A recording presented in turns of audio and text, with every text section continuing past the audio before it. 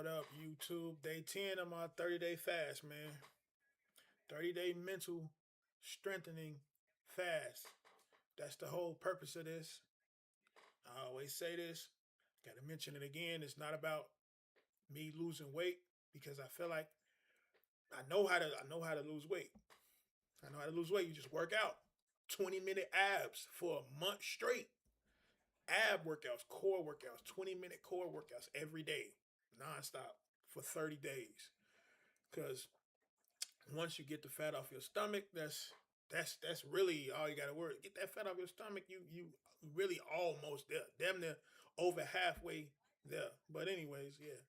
Mental fast. But man, it's the last day of the year, man. 2026, 2025 did not go by fast. I know a lot of people say that the years just be flying, but I don't agree. I feel like a lot of shit happens throughout the year. It is not going by fast at all. I do not agree with that. And I don't want it to go past fast, man, because then next thing you know, I'll be an old ass dude. So I don't even wanna, you know. I like to sit in a moment and appreciate that shit. Fuck that. Let me get comfy in the moment real quick, man. Let me chill out real quick. Get a little cozy in the moment for real. For real. But the thing about a mental fast is it help you rebuild your confidence. It help you. It lowers the cortisol level. And it make me way more creative. It make me more confident. Um, yeah, you're not as anxious. You're not nervous. Everything starts in the mind.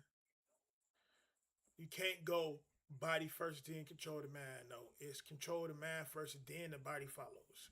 Just like they say, if you kill the head, cut the head off a snake, the body dies. Yeah, you gotta cut the head off. It's not like you can just cut a piece of the tail off and then the snake gonna just die. Nope. Guess what? Reptiles regenerate. So yeah, there's that. But I gotta we about to watch Fasting in the Ancient World, man. We have to chill out. I'll probably play some of that music again too, man. I ain't gonna lie. I'm gonna start just like writing and stuff while I'm just on live. But yeah, let's see what this about. Pythagoras is regarded as one of the most influential mathematicians and philosophers of ancient times. In his early adulthood, he tirelessly attempted to enroll in Egyptian schools. They told him that knowledge came through experience, which he lacked. He was finally given a chance to become a student, but under one condition. He had to fast for 40 days. Upon accomplishing the feat, he said, "You are not allowing Pythagoras in. I am a different man. I am reborn. Through this purification, my center of being has changed." Pythagoras is just one example in a long list of historical figures who attested to fasting.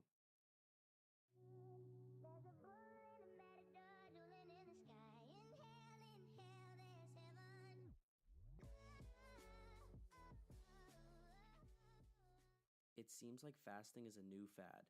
You hear proponents claim benefits such as fat loss and increased energy. Then you hear others say that you need at least 3 meals a day and that fasting is starvation. In this video, I'm going to show you that the idea of voluntarily restricting food is not new. Societies all over the world have incorporated fasting for all types of reasons. I'm not going to focus on the daily eating habits of different societies, but I will focus on people who made it a point to restrict food intake for a period of time. Before we get into voluntary fasting, though, let's take a look at our distant ancestors. Before the innovation of agriculture, humans relied on hunting and foraging. Tens of thousands of years ago, there was no constant access to food, so eating 3 meals a day was pretty much impossible. One could argue that this pattern of fast and feast was worked into our evolution, possibly explaining why it's so beneficial. This topic could be a video in and of itself, but I'm going to focus on societies after the agricultural revolution, when food was much more abundant. Many people still decided to willingly abstain from food due to the benefits that it provided. The ancient Greeks loved fasting. For one, they used it to prepare for the Olympic Games. Many prominent Greek figures swore by it. As we know, Pythagoras did a 40-day fast. He claimed it gave him more lucidity and physical strength. He also required all of his students to fast. Another well known figure in ancient Greece, a man by the name of Plato, claimed that fasting was medicinal. Plato is quoted saying, "I fast for greater physical and mental efficiency." One of Plato's students, Aristotle, was also known to fast. Then you can look at the proclaimed father of medicine, Hippocrates. He said, "The natural healing force within each one of us is the greatest force in getting well. To eat when you're sick is to feed your sickness." Plutarch, who thoroughly documented ancient Greece and Rome, claimed, "Instead of using medicine, better fast today." Next time someone calls you crazy for fasting, ask them how crazy these guys were. Many ancient Egyptians were known to fast for 30 days per year. They felt that it would help them uphold their morals. They also saw it as a way to provide the spirit with self control. No, that's crazy. He said that about the Egyptians, though. It helped them uphold their morals. Because they was doing some crazy stuff in Egypt back then. If you ever read up on it, if you know it was on some crazy, doing some weird. Ugh.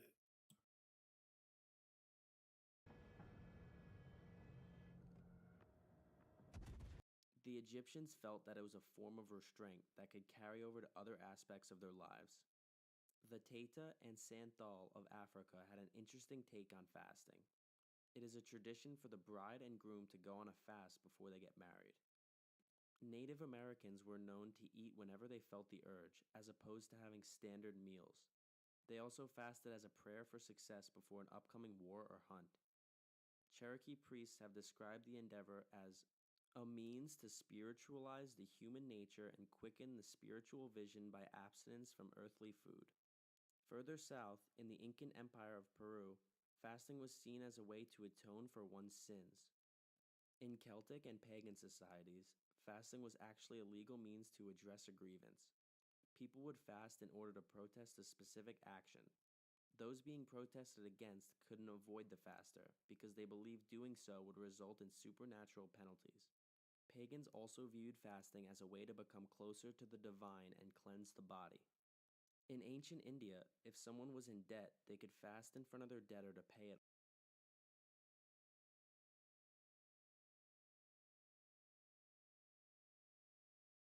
Hold on. I just realized that the screen is not on.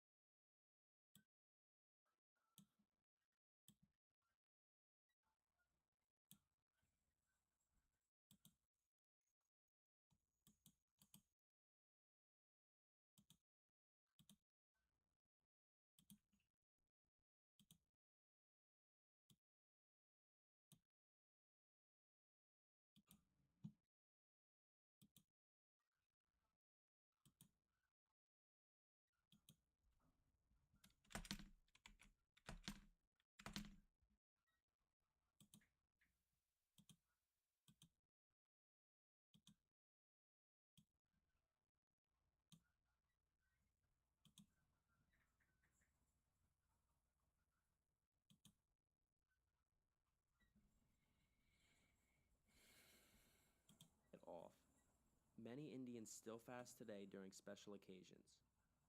The word for fasting in Sanskrit is My fault. I did not realize. I was just watching the video. I was really into it my damn self. We like 4 minutes into that shit too.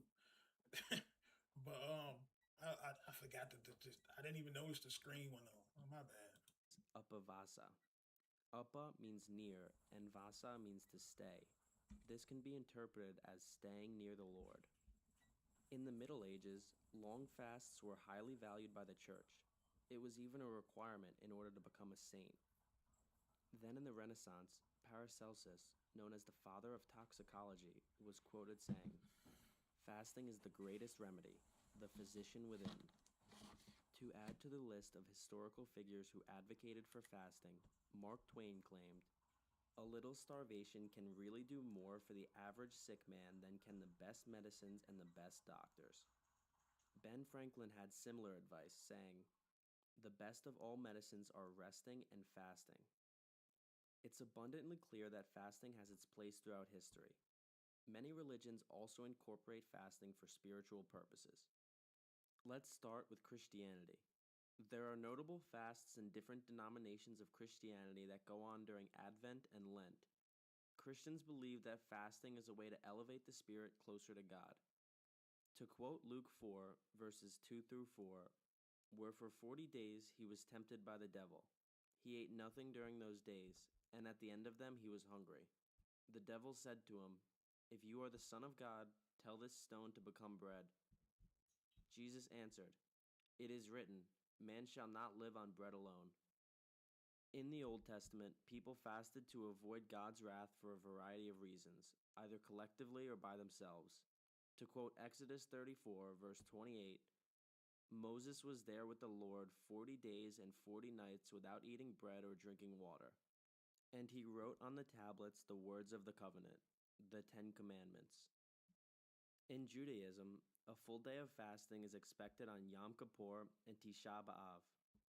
Many other fasts could take place depending on the specific Jewish community, usually commemorating historical events. Muslims also use fasting to control temptations. They fast while the sun is up during the month of Ramadan. According to the Quran, to fast is best for you, if only you knew. Hindus believe that fasting cleanses the mind and body as well. The fast of Ekadashi usually takes place twice a month. Another fast in honor of Shiva takes place at the beginning of the year. Buddhism incorporates fasting too. The Buddha recommended not to eat after noon. Later on, Theravada Buddhists changed it to 1 meal a day. Mahayana Buddhists were known to conduct several 3 or 6 day fasts. While the average Buddhist fasted regularly, royalty such as Emperor Ming was known to fast as well. Nirvana is one of the main aspects of Buddhism. It is a transcendent state in which there is neither suffering, desire, nor sense of self. It can only be reached through asceticism, which means severe self-discipline and avoiding all forms of indulgence. Fasting was even used by Taoists in ancient China and India. They saw the abandonment of food as the first step towards immortality. They thought that instead of eating food that gets converted to waste, they would absorb spiritual energy. In essence, they would feed their soul instead of their body. So far, we've seen fasting being used for health, spirituality, and preparation. But we can look at yet another form of fasting, a hunger strike. Hunger strikes provide moral pressure to aggressors. Gandhi was a big advocate for fasting. He endured 17 hunger strikes, ranging from 3 to 17 days. He is quoted saying, "You can chain me, you can torture me, you can even destroy this body, but you will never imprison my mind." He used these strikes to protest British colonialism. Members of the Irish Republican Army also used hunger strikes to protest British colonialism. Terence McSweeney and Joseph Murphy both fasted for over 70 days to their deaths in 1920 after English-Irish unrest. 10 other Irish prisoners also had the same fate in 1980 and 81. Fasting was also used by dissidents of the Cuban Communist regime in 2010. Most notably, Guillermo Fariñas went 130 days without food. The hunger strike was successful in that the dissidents got better medical attention and were allowed to be closer to their families. Turkish and Palestinian prisoners also hunger striked for better conditions throughout the 21st century. In 2013, California prisoners did a hunger strike to protest solitary confinement. 29,000 inmates participated. It's been used by too many prisoners to address all of them by name. It makes you think of the reasons why so many prisoners have used the tactic of simply not eating to bring about change. So while many people will tell you that you're starving yourself, you have history on your side. Voluntary abstinence from food has been used for health and spiritual purposes for thousands of years, as well as being an effective protesting tool. Why is fasting so frowned upon today? I know that people have done some crazy things throughout history, but could it be so crazy if almost every society had some mention of it? It's obvious that so many of these ancient people saw fasting as a practice of good health, not the opposite. Maybe fasting has been demonized by large corporations so that they can continue to profit off the food and medication that they produce. Next time someone tells you that you're starving yourself when you're fasting, show them this video. Historically, fasting has been proven to be effective, but it is also backed by modern science. Check out our next video for 10 proven health benefits of fasting.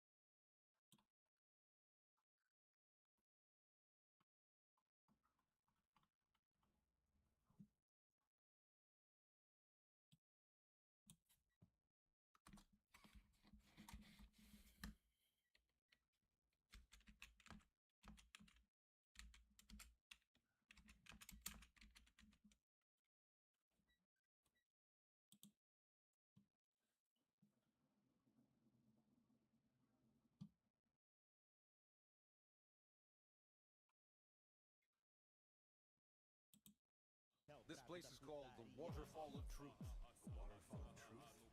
You want to control his tailed beast here? Not quite. It's just the first step.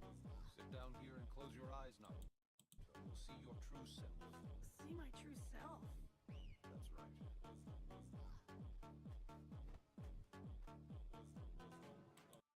This is a direct. I went to this because it's a direct reference to like fasting and meditation. So he met his true self because he had to enter his own mind through introspection, and he had to battle his inner demons. That's exactly what it is, and it blew my mind when they first showed this, when I first seen this, like, and I'm like, wow. Why? Why didn't you give them your autograph at Ichiraku? I mean, after all, they came kissing up to you like that. They were completely disgusting, weren't they? This place is called the Waterfall of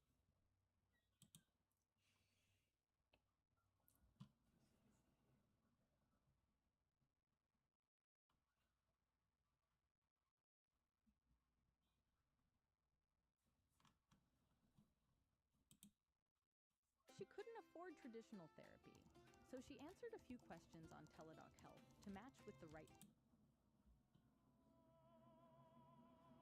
I had to hear it one more time.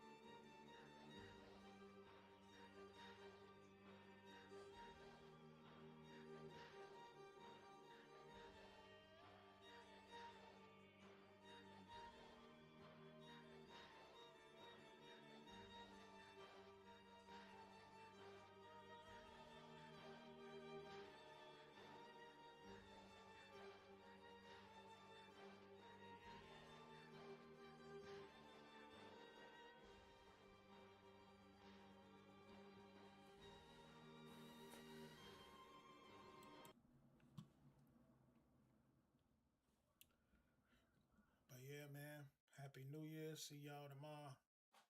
20 minutes.